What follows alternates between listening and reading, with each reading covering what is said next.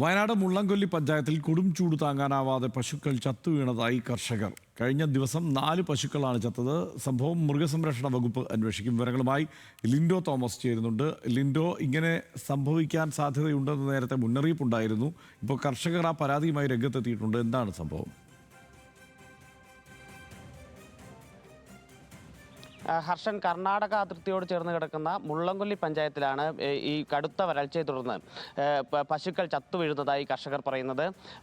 മുള്ളംകൊല്ലി പഞ്ചായത്തിലെ ശശിമല പ്രദേശത്താണ്, ശശിമല പാടിച്ചറ പ്രദേശങ്ങളിലാണ് ഈ വരൾച്ച മൂലം 4 പശുക്കൾ കഴിഞ്ഞ ദിവസം ചത്തതായി കർഷകർ പറയുന്നത്.